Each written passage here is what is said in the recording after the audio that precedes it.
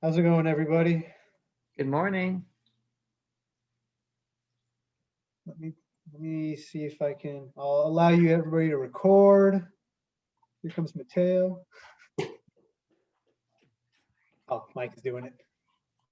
Hi, Jessica. Give it about All right. 10 seconds here, and then we'll get going. Let Mike give everybody a recording. All right, we'll get going with the raise hand function for Coach Barnes. So, Alec, we'll start it off with you. Yeah, Coach, you talked after the game on against Washington State just about you guys tensed up in the fourth quarter and were pressing too much. Did you have any other takeaways now that you've had a chance to kind of sit with the game for a few days? Yeah, they just had momentum going into half. I looked at, I've watched the game a couple of times.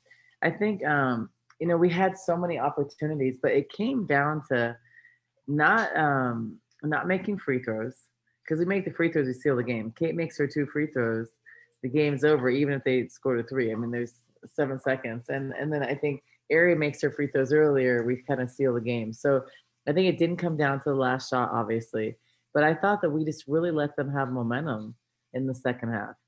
And we never kind of stopped the bleeding. I felt like we didn't run offense, we didn't execute, we got really tight, and stuff we don't normally do. So, in my opinion, they played a really good game and they took it from us. But we um, we have to learn how to maintain a lead and sustain someone's runs. And road games and road trips are usually much tougher than playing at home. But just through the three road games that you guys have had, what have you been able to learn about your team, about the way they play on the road, and maybe improvements that you want to see in the next trip that you guys have? Yeah, so we play well on the road. If you watch the first half, it's one of the best games we played. Like, our first half was amazing. I thought it was very good basketball. The second half happened and it was worse. But we've had some really good road wins. Winning at Colorado and Utah was huge for our program, first time ever. So I think that's a big win. A lot of teams are going to lose on the road at Utah and on the road at Colorado, and a lot of teams are going to lose at Washington State. They're very underrated. I mean, they deserve to be in the top 25, and I think they're going to beat a lot of people. So I think that they had just hadn't been good for so long. I think they've surprised a lot of people, but they're talented. I think for us, I'm proud of the fact that we've won in different ways. We went to the mountains, tough. Colorado, Utah won. Very, very difficult to win. They're very difficult to get a sweep. It does not happen a lot. We've won at home, coming back from deficit. So we've won in different ways. And I think that the Washington State was probably a good learning lesson, because you cannot play good one half and then kind of relax and let a team do whatever they want. Stop doing the defense we do, and stop sticking to those things and think you're going to win.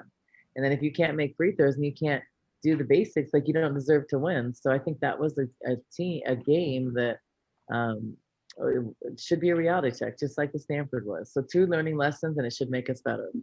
We better get better real fast because we play a really good team tomorrow.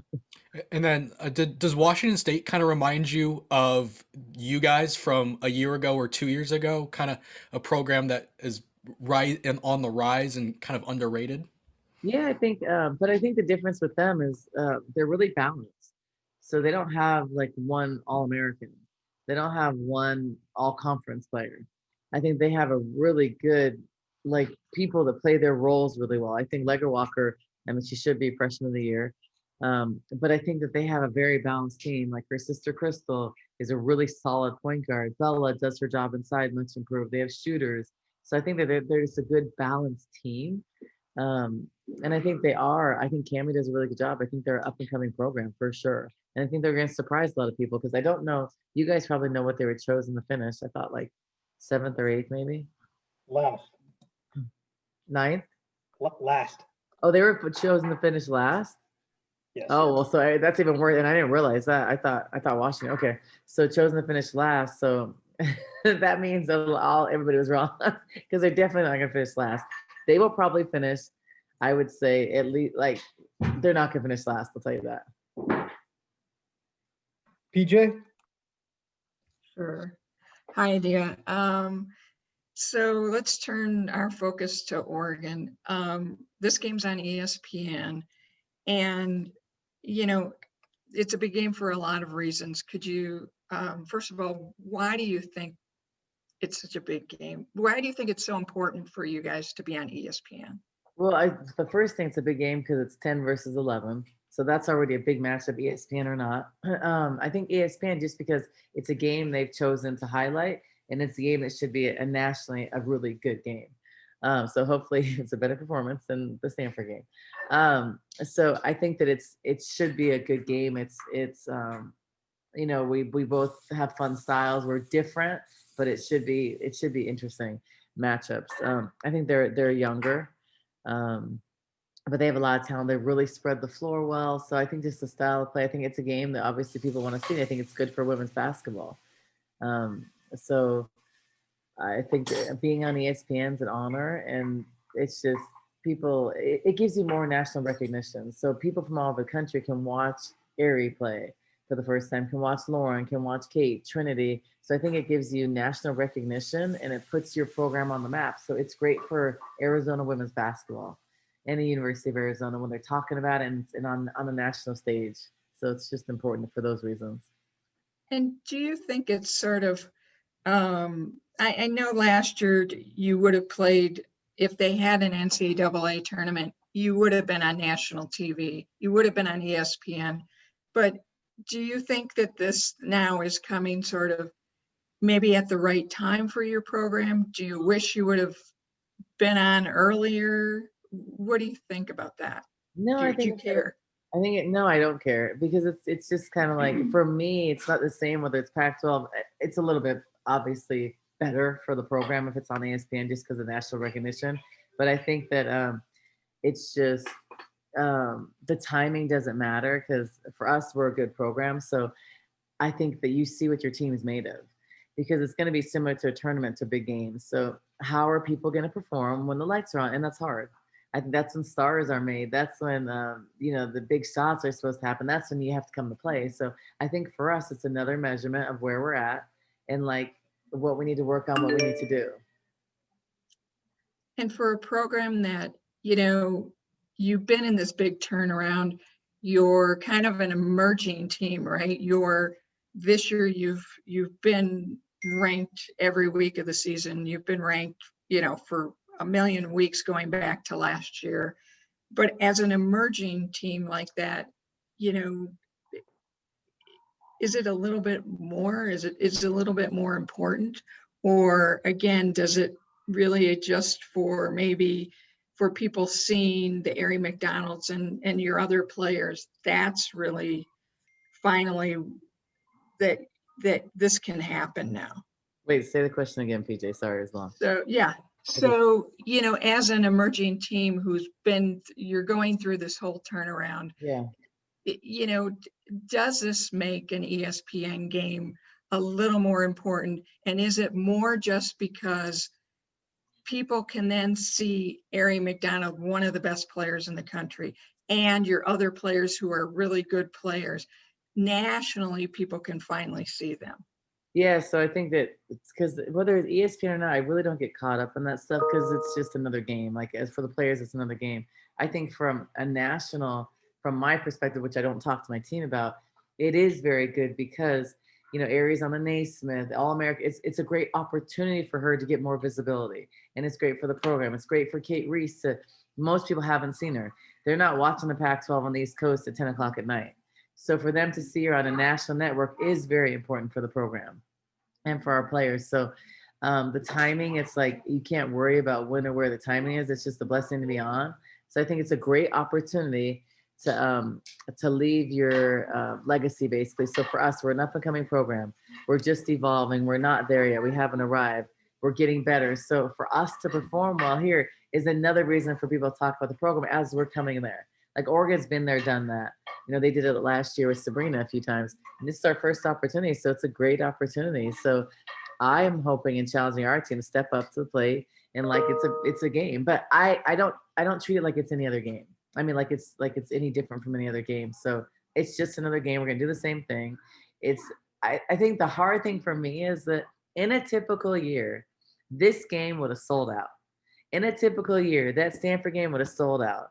Like, I know that UCLA would have sold out. So I'm sad about that because with us and having that the heightened of the big game and having 15,000 people, it's like you get energized so much, and then it creates a really tough environment to play in.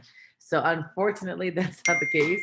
But then everybody's dealing with that. But I'm just sad for like the Trinities or the area here last year that can't experience that as for your last year. We did it in the NIT, we sold out, but in the regular season game on ESPN sellout, I think that's an amazing environment that I'm just, Trinity's never seen an Arizona crowd. She's never felt what it's like to play in front of 10,000 people. So, that's unfortunate.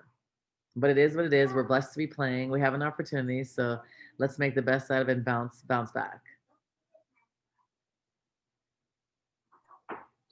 Go ahead, Kim.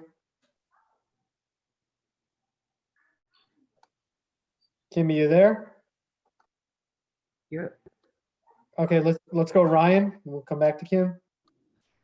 Yeah, so after the Washington State game, you're talking about the need to find, that third or fourth score. What do you think you can do to help Sam? I mean, if you look at her numbers, they're really down this year from a points perspective, from a shooting percentage perspective.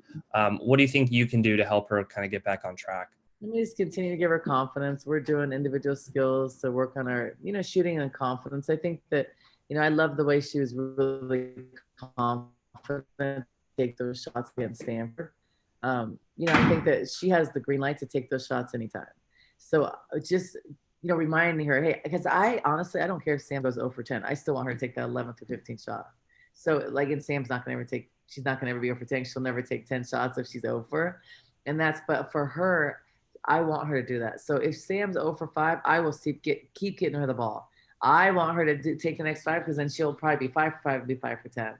So for me, it's just giving her the green light. She has the green light here. She's earned that. She plays her heart out in defense. So there isn't, even if Sam were to take, there maybe at the most she takes 1 bad shot. Sam has earned the right to take some bad shots because of everything else she does. She's constant on defense. She always guards one of the opponent's best players.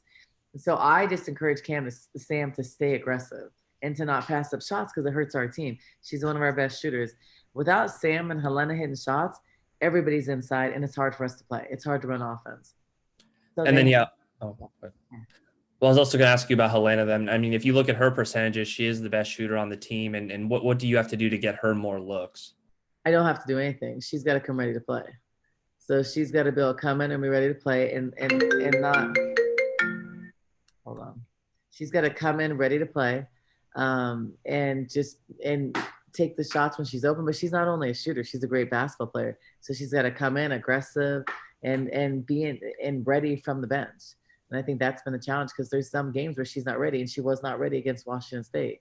You can't come in and make mistakes off the bat and make some big defensive mistakes initially. So she has to be able to do that, and that's a focus thing, and she's capable. But our challenge has been trying to find that 6th, 7th, 8th person that's consistent. And, that's been hard. And I think it's also been a challenge for Ari. Every time Ari has the ball, everybody's inside and they're guarding her. So we have to have the confidence to make plays and not only look to give Ari the ball back. And that's something that, we do it consistently in practice. We have to be able to do that in the game.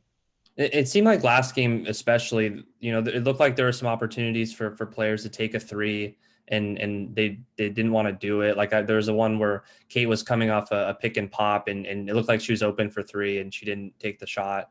Is that, I know you talk about not wanting to shoot 3s, but how do you kind of find the balance between not taking too many 3s, but also making sure that when you do have them, you're taking them? Well, yeah, so that's a balance because if you're shooting 20%, you haven't earned the right to take a 3 off of a reversal. So, and if you're not in the gym every day working on your shot, so that's not what we're going to do. If you have now an open shot off reversal, off ball movement, and you're open, you can take that shot. But if you think you're going to come in against Stanford and after one pass take a 3 when you are shooting 20% or less, you haven't earned that shot.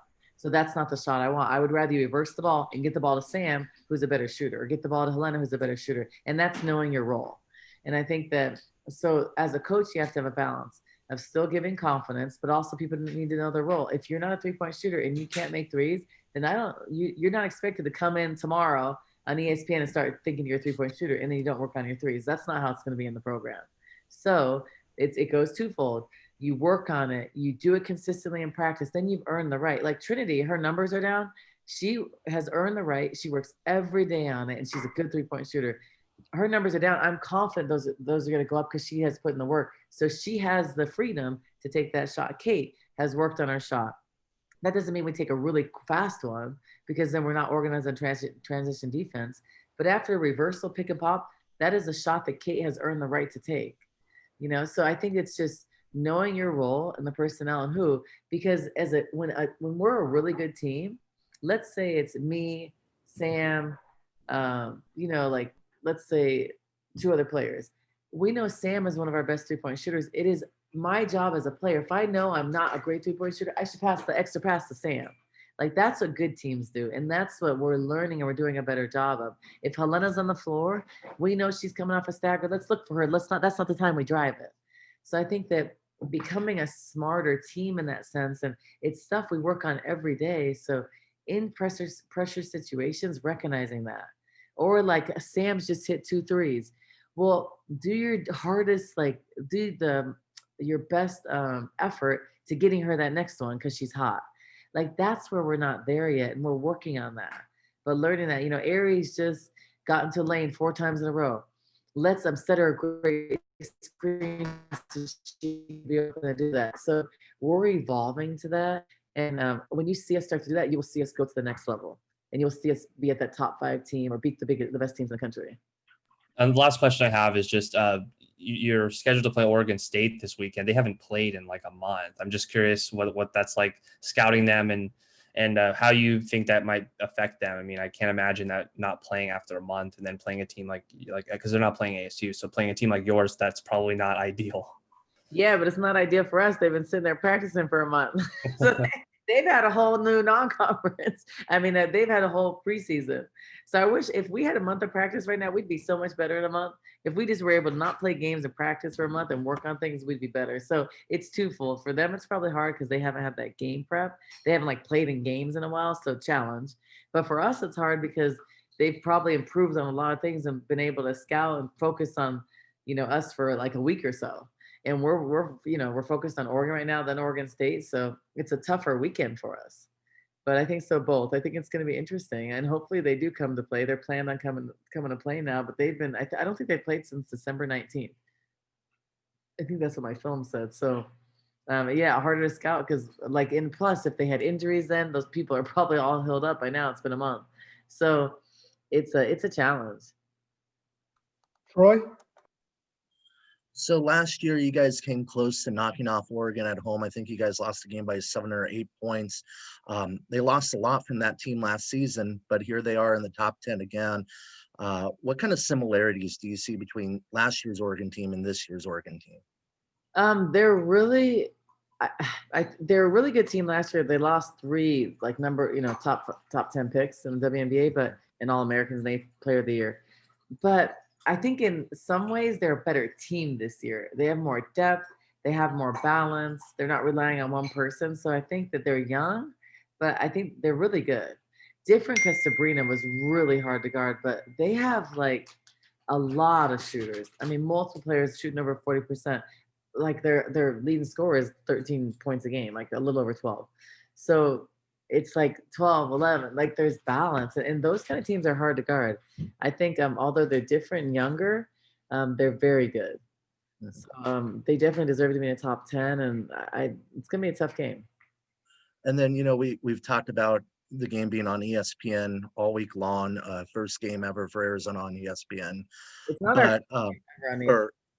isn't it for Arizona women's basketball on ESPN? No, we played when I was in college on ESPN. Okay. I apologize about that. I think we said that before, but I think we played 2 times. I think we played UConn on ESPN. Adam, you know that for sure. Yeah, we played on NCAA tournament games back in the day, but this to our knowledge, this is the first regular season game. Yeah, I think it is for sure. Okay, so it is. You're basically right. Oh, no problem. So how do you balance that being on a channel like that and not getting the locker room overhyped, just acting like another game? Is there a way to do that, or? No, because they all know we're on ESPN, and they know. But I think you just treat it like another game. I think it's gonna feel the same as any other game because of the environment. So yes, there will be ESPN crew there, but it's not like they're kind of isolated right now. So it's gonna feel like the exact same. I think how it'd feel different is if we had our crowd and there was 15,000 people I think that would have felt really, it would have been like a bigger production. I think now it's gonna feel the same because it's like no one's really in the arena. There may be like two more crew people, which they would notice anyways. So I think the pressure in that sense is going to be the same. You just treat it like any other game. That's why you can't get too high or too low. You just have to be really consistent and treat everybody the same because it's really just another game. Thank you, Coach. Justin? You talked about Oregon and losing the 3 top 10 picks and kind of losing that star power, and you alluded to the balance. But when you look at them as a collective group and when you scout them, is there an identity that kind of sticks out to you when you look at that team? Yeah, they're really good shooters. So they have every time they're on the floor, they have 4 great shooters on the floor. So they Pow Pow, I've known her from San Diego. She actually went to Kelsey Plum's high school. She's a really good point guard, and she runs the team really well. And she's a freshman, but I think that she's a great shooter, scorer. I mean, as a freshman, she's playing phenomenally. But then they have like 5 McDonald's All-Americans, all the best. They're all Gatorade State Players of the Year, so they're all really good recruits. They're just younger, but they all can shoot the ball. So they constantly have shooters. And then Satu's sister is talented. So I think that they have a balance. Definitely, I think our pressure can bother them, but I think that their shooting will bother us because it spreads the floor. So I think that it's going to be a good game. I think we're going to play against a lot of zone, and possibly some different like zone presses. So we just have to be prepared for that. I think they'll try to slow Aerie down by doing that. But I think for us, we got to be able to shoot the ball a little bit to loosen them up, to allow Aerie to drive and be just really good in transition and on defense.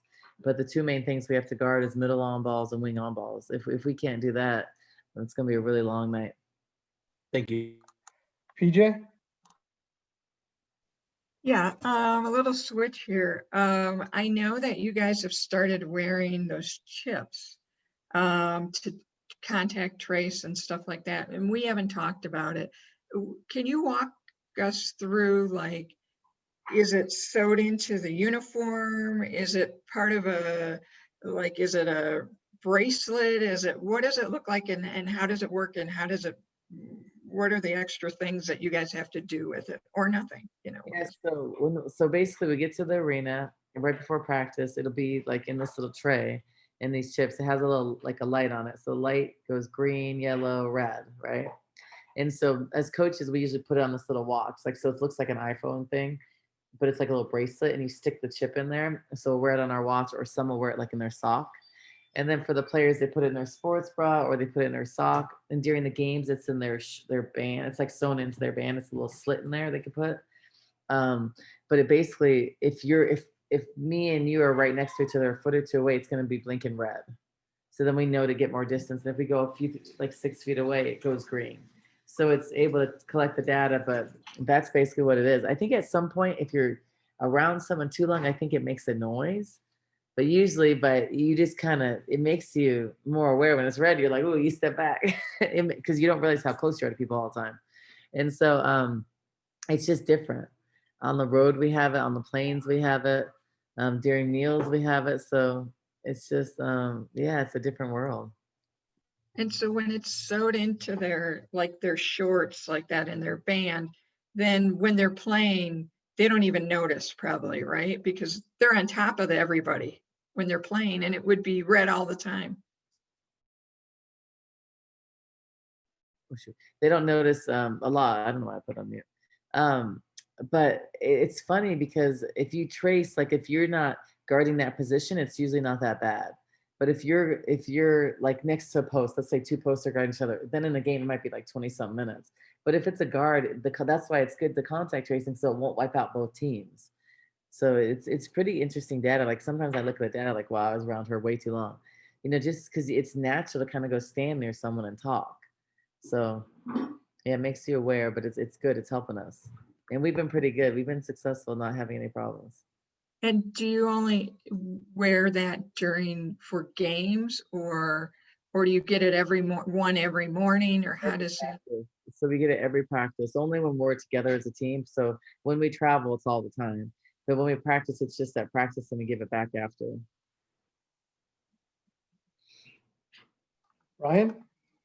Oh, I have a question from Kim. She just wanted to know what's the challenge of defending Oregon's bigs. Obviously, everyone talks about their shooting, but Sabali in particular has been really good this season. Yeah, so she's a lot of like middle on balls or wing on balls she rolls. I think she's got a really good high post shot. So a lot of times she'll pick to the high post, like the elbow area, and then she'll hit shots, or she can drive right or left. So I think just guarding her inside, we have to be able to guard her. She's really good. But I think, I think in the past it was different, like guarding Ruthie. Like Ruthie was like 20 and 20. It's like, Sabali's a little younger. She's really talented. But I'm hoping we can guard her, match up with her one-on-one. But she's gonna be a challenge. But the thing is like that's what it takes to be good. So you have to be able to match up with players like this and do this stuff and be successful if you want to be a great team. So the challenge for us is to see how we respond to it, see how we respond after our loss at Washington State, and see how we can match up and defend and be disciplined in our action. And that's going to kind of tell us where we're at. And I'd rather have these tests in January, because then we can work on things and get better in, February, March, April. But it's a test to kind of evaluate stuff, I think, for both teams. Anybody have anything else? All right, thank you. Anything as far as bigs, wait, hold on, Adam. I don't Yeah, think go they have ahead. as much depth as they had in the past. So I think when Sabali's out, like they go to Giomi, they don't have a tremendous amount of depth at that position. Now on the perimeter, I feel, and some of their players are really versatile. But I think as far as like inside, pound the ball inside, I think Sabali's that, so she can't get in foul trouble. Because I think they're much different when she's out of the game. So and I think you kind of saw that against UCLA. So I think that if anywhere they have depth as a team, they play 12 players, but I think that's the position they don't have a tremendous amount of depth. And when Sedona's out, now if Sedona is in, a totally different thing. And I'm sure she'll be back for our game. That's just kind of how it goes. Yeah. What do you see from her? Like what's she good at? She's 6'7". She's got a beautiful fadeaway jumper inside that you can't guard. You can't guard a 6'7" fadeaway jumper. Just alters shots inside, brings some more experience, a very talented player. And actually, she used to be teammates with Kate Reese and when they played AAU. So they have a relationship there, both from Texas. So it should be good. But I don't know if she's playing or not. I'm assuming she is. We'll anticipate that she is. All right, thank you, Coach. Thanks, guys. Have a good day. Thanks. All right, we will get going with Sam. So go ahead, Ryan.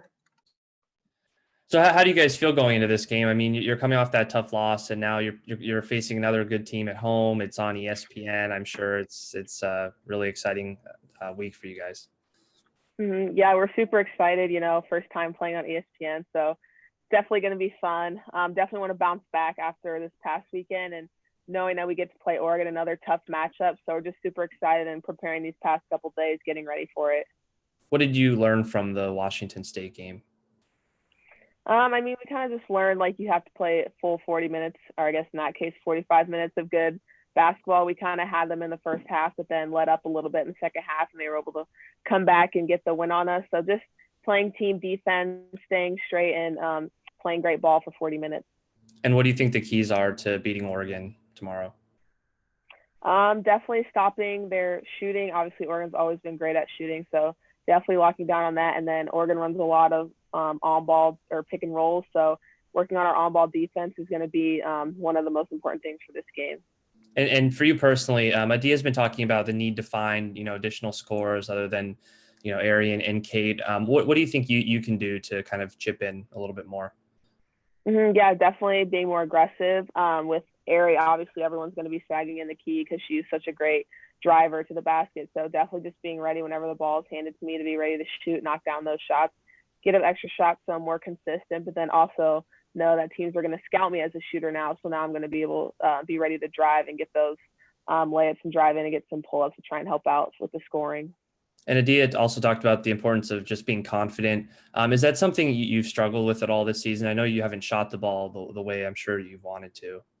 Yeah, I mean, definitely in the beginning when I hadn't hit a three yet, it was definitely like a confidence struggle. But now I've just been working on my shot. And even if I'm not shooting the ball as much as I want to, I know that I'm putting in the extra work. So I know that it's like eventually one day it's gonna like fall really well, and other days it's not. But I mean, confidence isn't really an issue like now. And also I've been working out with Salvo more on like my driving. So I know I have more game than just shooting. So I mean, confidence isn't too bad right now.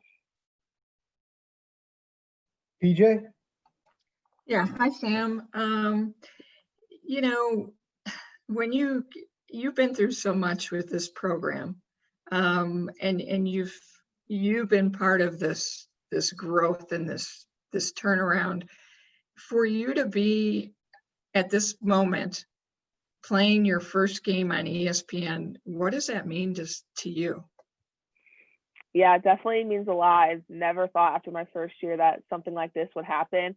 And now knowing that we actually get a game on ESPN, like it's this big production, like I'm really just excited to go out there and actually play and represent Arizona the best that I can, knowing like, I mean, the whole world's not watching, but basically the whole world's watching because it's ESPN. So it's just going to be a fun time. And you know, it's a big deal for the program, but do you feel like it's even a little bit more for you because, you know, you're the one that sort of is a little bit underrated. People don't talk about you a lot when they talk about the team. And here you are, one of the best defensive players in the pack. And, you know, and when your shot's on, I mean, you are one of the best shooters on the team. So is this a little bit of are you thinking in the back of your mind, I get to introduce the world to Sam Thomas? I mean, yeah, well, thank you for all those kind words, first of all. But I mean, yeah, it's definitely nice to be able to showcase. I mean, I feel like a lot of teams on like the East Coast, Midwest really get those ESPN games. So everyone knows like all their whole roster, 1 through 15. But with us, it's kind of different because you really see like the leading scorers or like people who are the highest scorers in the game. So it's nice to just come out and know that I don't have like such big games, but like I do like take pride in my defense. That's going to be one thing that I'm really going to try and showcase in the game. But then also it's a big game because Oregon's the only team in the Pac-12 that I've yet to beat in my career here. So hopefully we can get the win, and for it to be on ESPN, that'll just be even better. That's great. That's cool. And shifting gears a little bit, you guys are starting to wear those chips for practice and games that contact trace. What's that like for you? Yeah, I mean, it's definitely, you feel a lot safer. And it's definitely, you don't ever notice it when you're playing. So it's like, it's really fine. You just have to like go grab the chip. That's the only thing different. But it is nice. It's like nice when our like when we played Colorado and then the game after, they had like some contact tracing.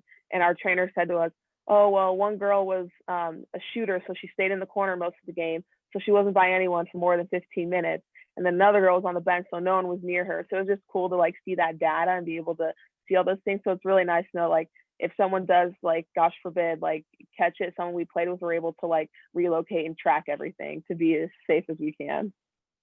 It's great. And is it a little extra? I know you guys have been asked to do so many extra things this year, right? To stay safe. And this is just another one.